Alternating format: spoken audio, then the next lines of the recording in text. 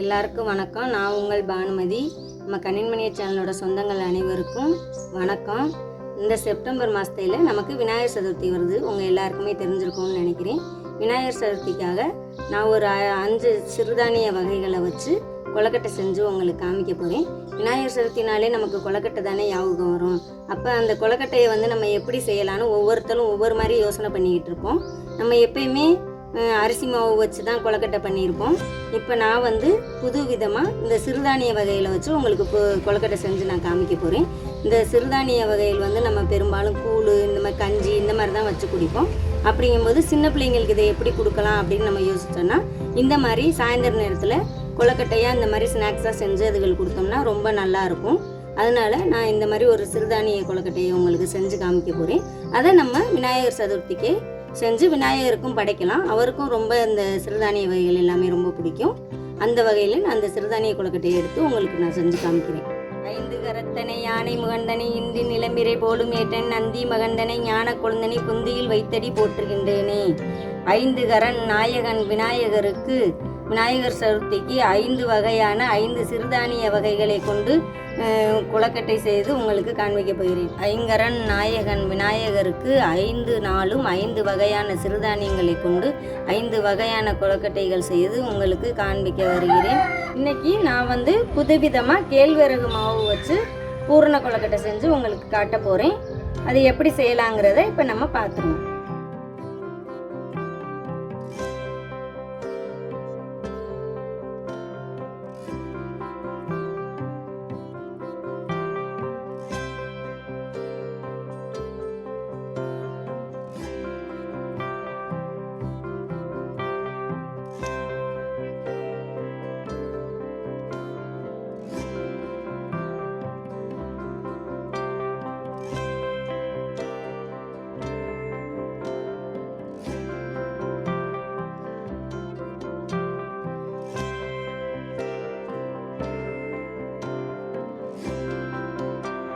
எந்த ஒரு நல்ல விஷயம் பண்ணுறதுனாலும் விநாயகர் வழிபாடோடு தான் நம்ம அந்த விஷயத்தை தொடங்குவோம். நான் விநாயகர் சதுர்த்திக்கு கொழுக்கட்டை செய்கிறதுக்கு நான் மஞ்சள் பிள்ளையார் பிடிச்சி விநாயகர் வழிபாட்டோட இந்த சமையலை ஸ்டார்ட் பண்ணுறேன்.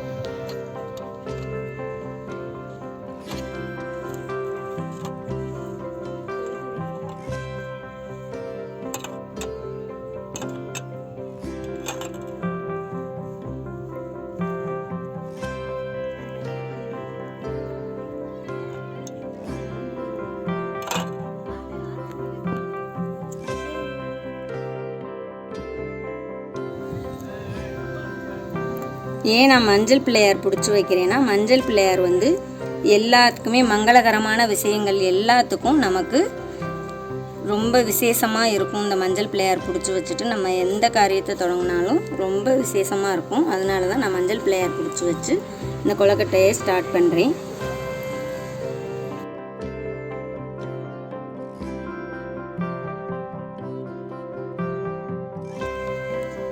பெண்கள் சாமி கும்பிடும்போது கூட நம்ம கை கால்களில் மஞ்சள் தடவிக்கிட்டு அந்த மாதிரி சாமி கும்பிட்டோம்னா நம்ம சாமி கும்பிட்ற அந்த வழிபாடு முழு நிறைவுடையதாக இருக்கும்னு சொல்லுவாங்க. அதனால நான் இந்த மஞ்சள் பிள்ளையார் பிடிச்சி வச்சு அதுக்கு மஞ்சள் குங்குமம் வச்சுட்டு, இப்போ மஞ்சள் பிள்ளையார் ரெடி ஆயிடுச்சு. அதுக்கு குங்குமம் வச்சுட்டு, இந்த அருகம்புல் தான் விநாயகருக்கு ரொம்ப விசேஷமானது. அருகம்புல்னாலே அவருக்கு ரொம்ப பிடிக்கும். அந்த அருகம்புல்லையும் நம்ம அவருக்கு சொருகிட்டோன்னா இவர் தான் முதல் கடவுள். நமக்கு அருகம்புல் வச்சுட்டாலே அதோட விசேஷம் ரொம்ப ரொம்ப விசேஷமானதாக இருக்கும்.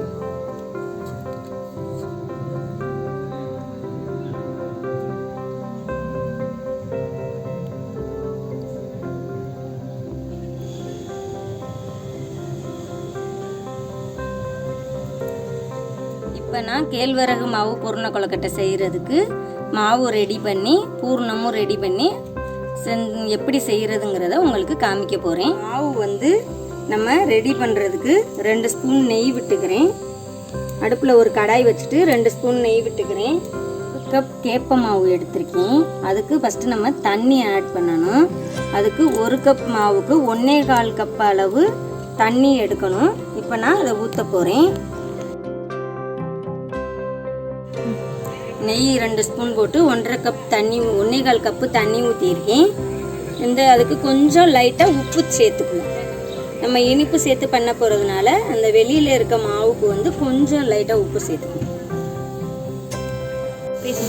இப்போ தண்ணி நல்லா கொதிச்சிருச்சு. அதில் இந்த மாவை வந்து நம்ம போட்டுக்கிட்டு சுடுதண்ணியில் மாவை கொட்டி கொஞ்சம் கொஞ்சமாக கொட்டிக்கிட்டு இருக்கையில நல்லா கைவிடாமல் கிண்டி இந்த மாதிரி நல்லா கிளறி எடுத்துடணும்.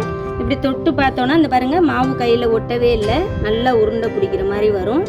இந்த மாதிரி பதத்துக்கு நல்லா கிண்டிடணும். தண்ணி தான் நமக்கு ரொம்ப முக்கியம். தண்ணி கரெக்டான அளவு வச்சு நல்லா கொதிக்க விட்டுட்டு கொட்டும் போதே நல்லா கிண்டி எடுத்துடணும்.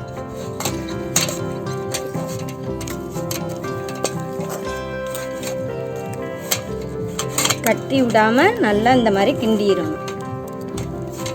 மாவு ரெடி பண்ணி எடுத்துட்டோம். இப்போ நான் வந்து பூரணம் ரெடி பண்ண போகிறேன். பூரணம் ரெடி பண்ணுறதுக்கு ஒரு கடாயில் ஒரு ஸ்பூன் நெய் விட்டுட்டு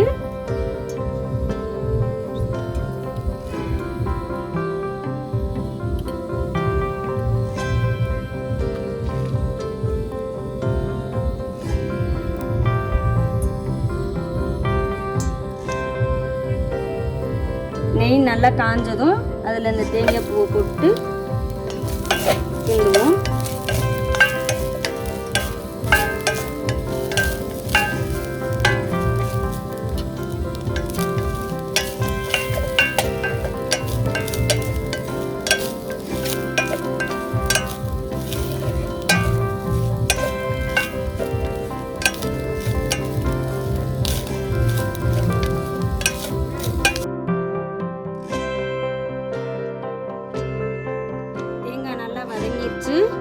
இதை பவுலுக்கு மாற்றிட்டு நம்ம வந்து பூரணம் எல்லாமே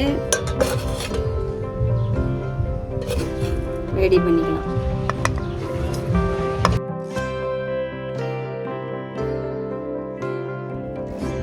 தேங்காயை எடுத்து வதக்கி வச்சு இப்படி வச்சுட்டு இதில் வந்து பொட்டுக்கடலை மாவு கொஞ்சம் பொடியாக அடித்து வச்சுருக்கேன் மிக்சியில் போட்டு, அது கொஞ்சம் இதில் ஆட் பண்ணிக்கலாம். இது வந்து ஏலக்காயும் சீனியும் அடித்து வச்சுருக்கேன், அதையும் கொஞ்சம் இதில் ஆட் பண்ணிக்கலாம். எல்லாத்தையும் சேர்த்து மிக்ஸ் பண்ணிக்கலாம்.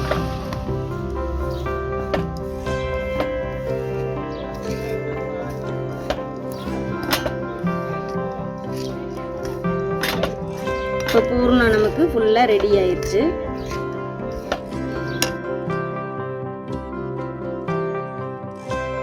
மாவு வந்து நம்ம இறக்கி வச்சோம்ல, இப்போ ஆறி இந்த பக்குவத்தில் இருக்குது. இப்போ இதை வந்து நம்ம கையால் கொஞ்சம் நல்லா இந்த மாதிரி பிணைஞ்சு எடுத்துக்கலாம்.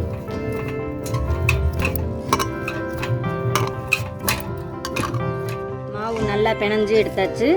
இதில் இப்போ வந்து நான் பூரணத்தை உள்ளே வச்சு கொழுக்கட்டை பண்ண போகிறேன். எப்படி பண்ணுறதுன்னு பார்ப்போம். இப்போ என்னோடய பூர்ணச்சு இந்த மாதிரி பூண்டு சைஸில் இருக்குது. நான் இந்த மாதிரி எடுத்திருக்கேன். உங்கள்கிட்ட எந்த மாதிரி அச்சு இருக்கோ அதை எடுத்துக்கிட்டு அதில் கொஞ்சமாக நெய் தடவிக்கங்க.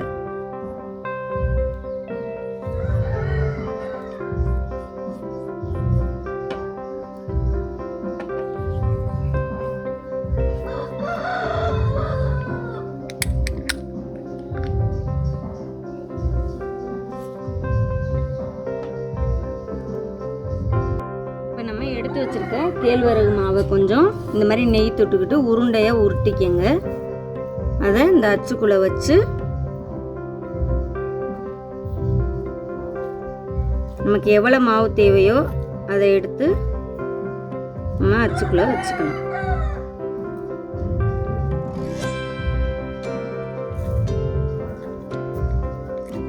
இந்த மாதிரி எல்லா சைடும் கவர் ஆகுற மாதிரி மாவை நல்லா உள்ளே வச்சு அமைக்கி வச்சுக்கிறணும்.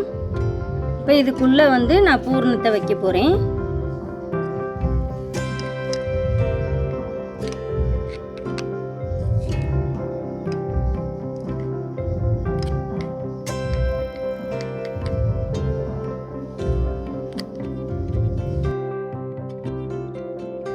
பூரணத்தை இந்த மாதிரி நல்லா உள்ளே வச்சு அமுக்கி விட்டு இப்போ இன்னும் கொஞ்சம் மாவு எடுத்து இது மேலே மூடி அப்படியே அமுக்கி வச்சிடலாம்.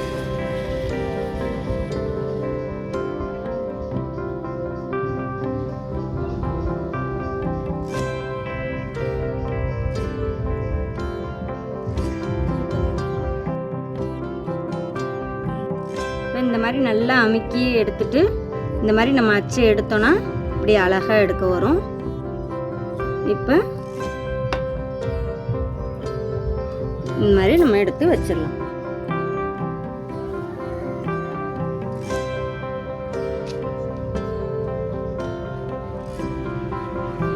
நம்ம பூர்ண ரெடி பண்ணி கொழுக்கட்டை ரெடி பண்ணிட்டு இருக்கையிலேயே ஒரு இட்லி சட்டியில் இந்த மாதிரி நான் வந்து இலையை போட்டிருக்கேன். துணிக்கு பதிலாக இட்லி சட்டியில் தண்ணி வச்சுட்டு நம்ம இட்லி அவிக்கிற மாதிரி தான் அவிக்க போகிறோம். ஆனால் துணி போடாமல் இலை போட்டிருக்கேன்.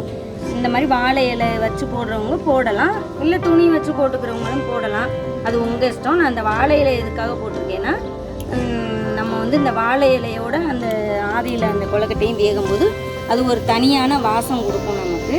அது ரொம்ப டேஸ்ட்டாக இருக்கும். அதனால நான் இந்த மாதிரி போட்டிருக்கேன். ரெண்டாவது வாழை இலையில் நம்ம சமைச்சோன்னா அது ஒரு ஹெல்த்தியான விஷயம்தான். அதனால் நான் வாழை இலை போட்டு அதில் அவிக்க போகிறேன்.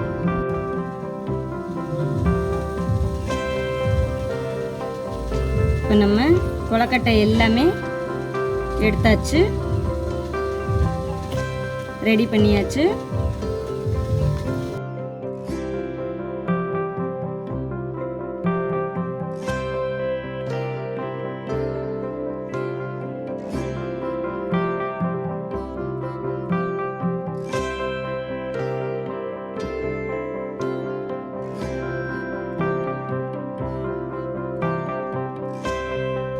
சட்டியில் தண்ணி நல்லா காஞ்சிருச்சு.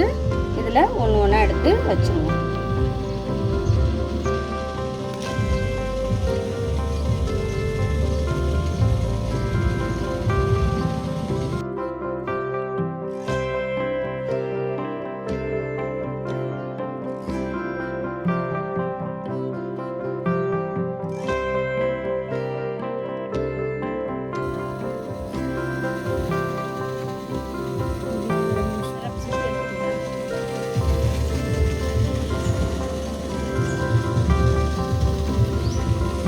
மூடி போட்டு மூடி விட்டுறலாம், அது அவியட்டும்.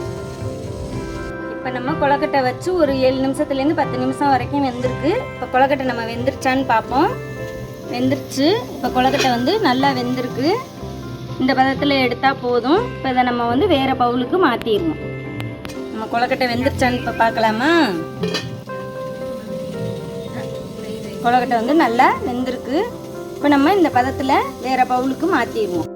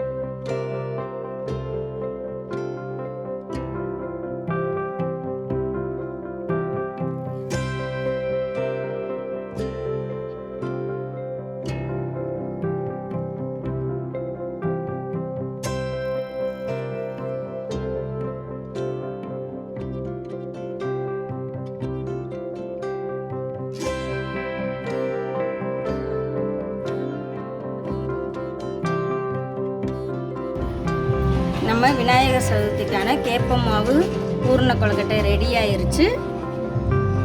நம்ம கன்னிமணிய சேனல் நண்பர்கள் எல்லாரும் இந்த பூர்ண கொழுக்கட்டையை செஞ்சு பார்த்து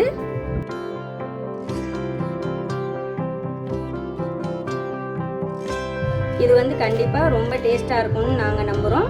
நீங்களும் இந்த விநாயகர் சதுர்த்திக்கு செஞ்சு பார்த்துட்டு நீங்கள் எங்களுக்கு கமெண்ட் பண்ணுங்கள். இதை வந்து மறக்காமல் எல்லாருக்கும் உங்கள் நண்பர்கள் அனைவருக்கும் ஷேர் பண்ணுங்கள், லைக் பண்ணுங்கள். இந்த வீடியோவை முதலாக பார்க்குறவங்க பெல் ஐக்கானை கிளிக் பண்ணி சப்ஸ்கிரைப் பண்ணுங்கள்.